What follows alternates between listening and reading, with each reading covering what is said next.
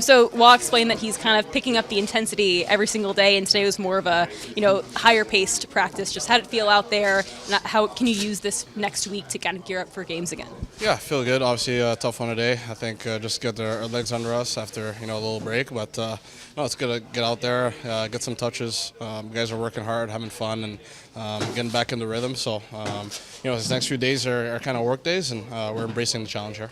The schedule was so packed before the break, and then it gets no easier after the break. Just what's the balance between resting but also training hard and getting ready for this crucial stretch? Yeah, I mean, it was good to get some time off, but now we're back at the rink. We're our main focus on Montreal next week now. Getting ready for them. It's going to be these last 20-some games are going to be really important for us. I think we're happy where we are right now, but obviously it's a league where things could change overnight, so we want to make sure that we're coming after the break with a lot of intensity and really prepared for it. I want to ask you about Emil Heineman, of course, his impact since joining the Islanders, and he's playing his former team. I'm curious, what's the feeling of going into your former building as a visitor and just that emotion, but also just Heineman's impact this season? Yeah, it's going to be fun for him for sure. I know he's got a lot of friends and they're going to be watching, and I'm sure we were talking throughout the year that he loved this time in Montreal, and it was a great time, but it's always a special game, and one of the games that you're circling on your calendar, and I'm sure it's no different for him. So look for him to be flying around and shooting the puck for sure, and we're definitely going to be supporting him out there. He feels like a guy that kind of plays beyond his years. He's so young. He's 24, and he plays on top lines, heavy minutes. Just how has he grown his game this season, and how has he changed, kind of the locker room and making an impact on this team? Yeah, he's such a strong skater. Heavy on the forecheck, wins a lot of battles. Even though he's young, he plays like a veteran out there. He's got an unbelievable shot, one of the best shots I've ever seen, to be honest. So I know he gives heck to Riddy and Soroki in practice, but he's a really strong player. Plays all situations. He's been huge on a penalty kill as well. So I love the way he's playing. He's obviously a really big part of our team, and he just needs to keep going. But when you kind of come back, and today was a bit of a higher paced practice, just how does it feel to get back with the guys and kind of getting back into that game mode? Yeah, it's good to be back, get the legs back, systems going, stuff like that. So I think today was a good practice. It was very productive, worked on things that we had to pick up on and, things we can improve. So, it's good to be back. Big question for you, but I want to ask about your short stint in Bridgeport this season, kind of playing there last year before that. How has it changed, and how has head coach Rocky Thompson kind of changed the complexion in that room? And it's just great to see Bridgeport doing better than they were last year.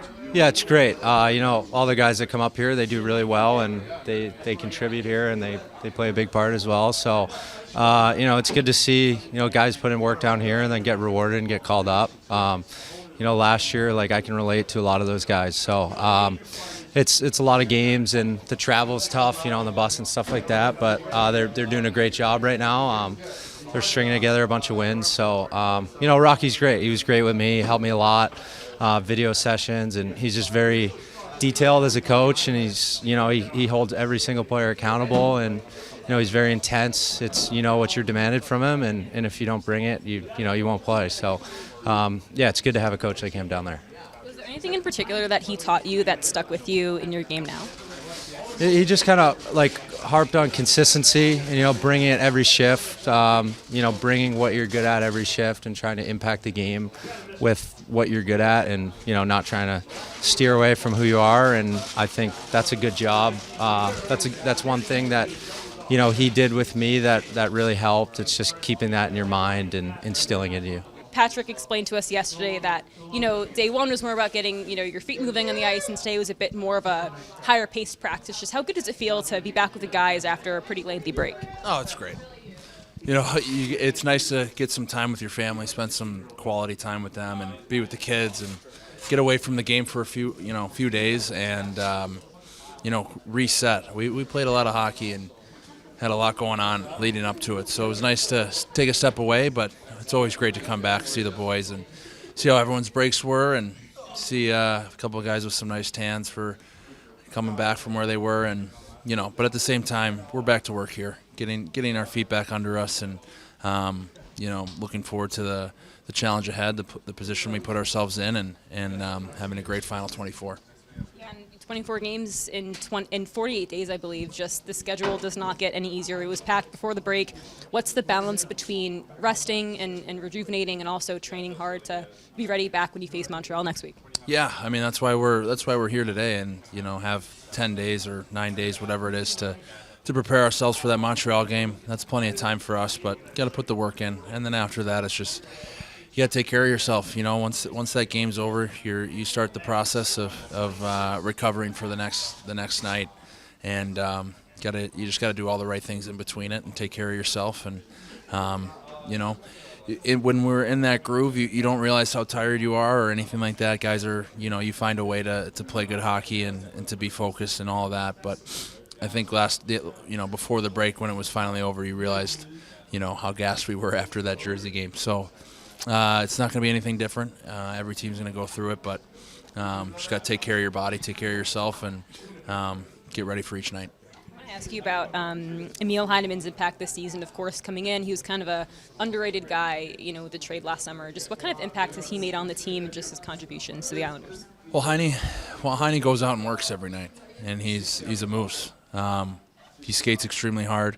He plays hard. He gets the puck and he can rip it, and that's a valuable piece in a lineup and on a line when you have a guy that's going to go to the corners, going to go in on the forecheck and create havoc and get the puck back for his line mates, and at the end of the day or at the end of the play, be able to bury it. And that's been Heine's bread and butter this season, and he's always got a smile on in this room. He's always laughing. He's a great presence, and he's been just a great addition to this locker room.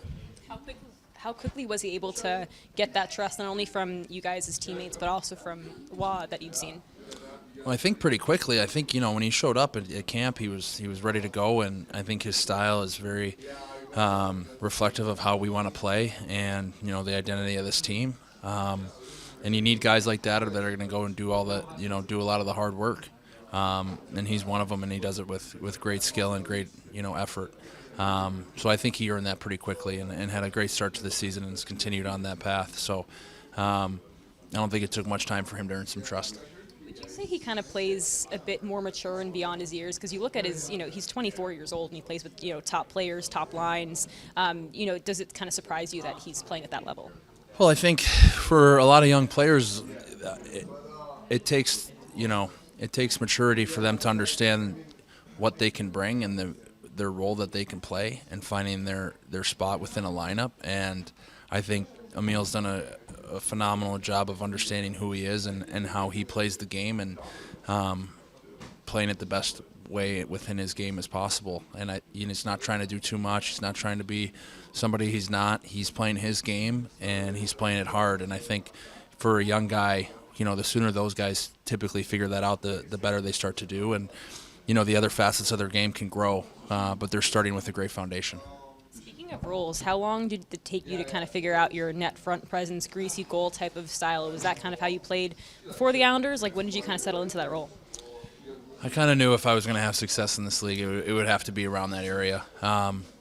Always crashed the net, always been around the net for as long as I can remember, but definitely, as things progressed and through junior hockey and in college, played that game quite a bit and was able to use my size and strength in the corners and work to get the puck back for my line mates, let them do some work with the, on the skill side of things, and then, I'll meet them at the end of the play or in front of the net when they get a shot off. So I kind of knew, and you learn that in the minors too. You learn that through your progression of your playing career, what fits your game and, where there's maybe a hole up top when you're down in the minors or, trying to find your place on a team, and you go in and excel at that spot, do your best to be an addition to the group.